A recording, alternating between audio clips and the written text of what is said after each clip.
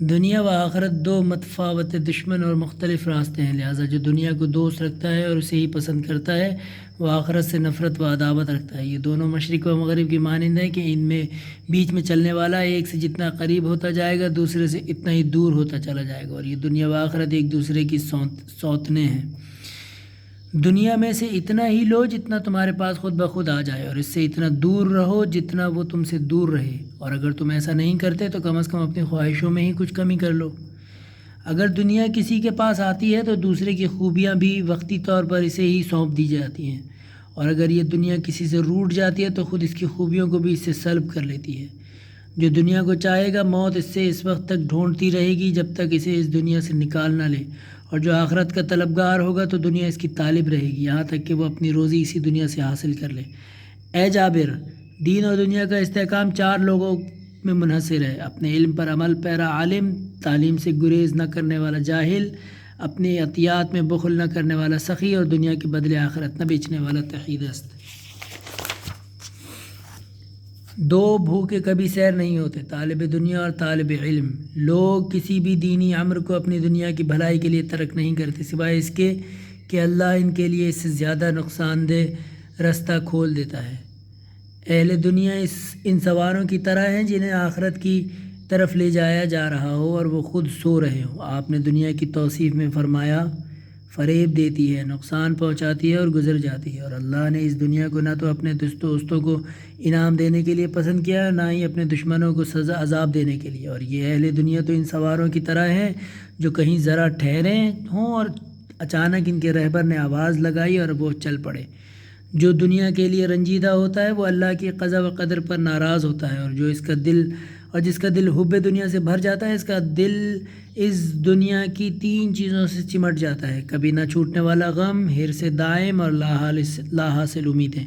اللہ کے نزدیک دنیا کی بے اہمیتی کے لیے یہی کافی ہے کہ اس کی نافرمانی صرف یہیں کی جاتی ہے، اور اللہ کے نزدیک موجود اشیاء کو کوئی یہ دنیا ترک بغیر نہیں پا سکتا۔ دنیا میں 2 طرح کے عامل ہیں: ایک عامل جس نے دنیا ہی کے لیے عمل کیا اور اس کی دنیا نے اسے آخرت سے غافل رکھا، وہ اپنے بعد اپنے وارثوں کے فقر سے خوفزدہ رہتا ہے اور خود کو فقر سے محفوظ سمجھتا ہے۔ اس طرح وہ اپنی پوری عمر دوسروں کے فائدے کے لیے فنا کر دیتا ہے۔ اور دوسرا عامل وہ ہوتا ہے جو دنیا میں بعد از دنیا کے لیے عمل کرتا ہے، اس طرح دنیا میں اس کا جتنا حصہ ہوتا ہے وہ بغیر کچھ کیے ہی اس کے پاس چلا آتا ہے۔ اس لحاظ سے اس نے 2 حصوں کو اپنے ساتھ پا لیا اور دونوں گھروں دنیا و آخرت کا اکٹھا مالک بن گیا اور اللہ کے نزدیک آبرومند ہو گیا۔ اب اگر وہ کوئی حاجت اللہ سے طلب کرتا ہے تو اللہ اسے کبھی رد نہیں کرتا۔ دنیا کی مثال سانپ کی سی ہے جس کا لمس نرم ہے مگر وہ خطرناک زہر اپنے اندر لیے ہوئے ہے۔ اس سے فریب خوردہ و جاہل آدمی ہی محبت کرتا ہے اور عقل مند و ہوشیار شخص اس سے بچتا ہے اور ڈرتا رہتا ہے۔ دنیا سے ڈرو کیونکہ یہ نہایت غدار و دھوکے باز اور فریب کار ہے۔ کبھی مالا مال کر دیتی ہے اور کبھی تہی دست، کبھی خلطیں عطا کرتی ہے اور پھر انہیں چھین بھی لیتی ہے، اور اس کی آسائشیں ناپائیدار ہوتی ہیں۔ اس کی سختیاں کبھی تمام نہیں ہوتی اور نہ ہی اس کی بلائیں کبھی ٹھہرتی ہیں۔ دنیا دل کے اندھے کی نگاہوں کی آخری حد ہے، وہ اس کے بعد کچھ نہیں دیکھ پاتا مگر بصیر کی نگاہیں اس دنیا کو پار کر لیتی ہیں اور وہ جان لیتا ہے کہ اس دنیا کے بعد بھی کوئی ٹھکانہ ہے۔ پس صاحب بصیرت اس کے پار دیکھنے والا ہوتا ہے جبکہ اندھا اسی دنیا کی طرف دیکھتا ہے۔ صاحب بصیرت آخرت کے لیے اس دنیا سے زیادہ سامان مہیا کرتا ہے جبکہ اندھا اسی دنیا کے لیے سامان جمع کرتا رہتا ہے۔ دنیا میں سے صرف وہی چیزیں تمہاری ہیں جو تمہاری آخرت کو سنوار دیں۔ آپ سے ایک آدمی نے کہا دنیا کی توصیف کیجیے تو آپ نے فرمایا میں اس ٹھکانے کی کیا توصیف کروں جس کی ابتدا مشکلات اور انتہا فنا ہے، جس کے حلال اشیاء کے لیے حساب اور حرام کے لیے عقاب۔ جو اس میں صحیح رہا وہ تو بچ گیا مگر جو اس میں مریض ہو گیا وہ شرمندہ ہوگا، اور جو اس میں مالدار ہوگا وہ آزمایا جائے گا اور جو فقیر ہوگا وہ غمزدہ رہے گا۔ دنیا گزرگاہ ہے، جائے استقرار نہیں، اور اس میں 2 طرح کے لوگ ہوتے ہیں: ایک وہ جو اپنے نفس کو فروخت کر دے اور اس طرح اسے ہلاک کر ڈالے، اور دوسرا وہ جو اپنے نفس کو خرید کر اسے آزاد کر دے۔ دنیا مومن کی سواری ہے جس پر وہ سوار ہو کر اپنے رب کی طرف کوچ کرتا ہے، لہٰذا اپنے سواریوں کو درست رکھو تو وہ تمہیں تمہارے پروردگار تک پہنچا دیں گی۔ جس کی تمام تیاریاں دنیا کے لیے مخصوص ہوں گی، اس کا غم قیامت کے دن بہت زیادہ ہوگا۔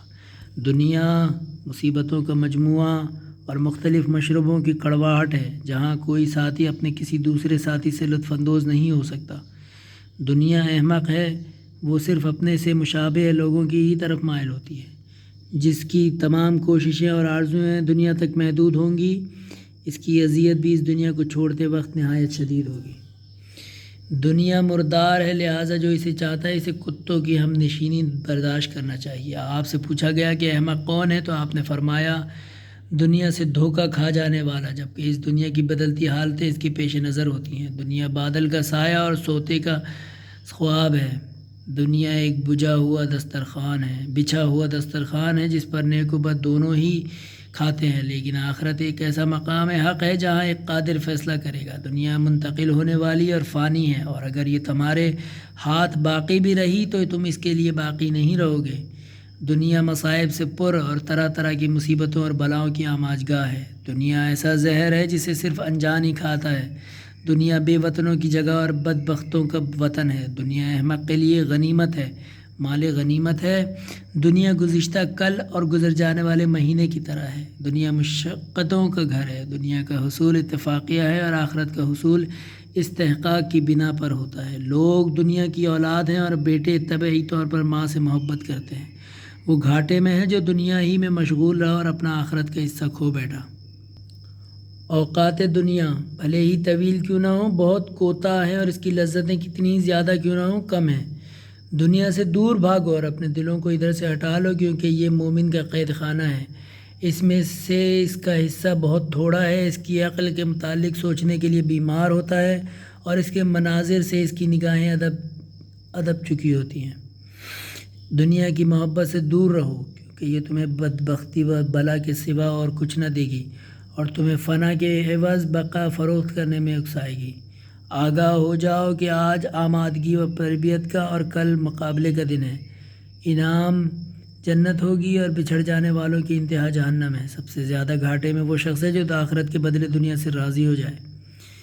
دنیا میں سب سے زیادہ خوش قسمت اسے ترک کر دینے والا ہے، اور آخرت میں سب سے زیادہ کامیاب وہ ہے جو اس کے لیے عمل کرتا رہا ہو۔ کل دنیا کے کامیاب لوگ وہی ہوں گے جو آج اس سے دور بھاگنے والے ہوں گے۔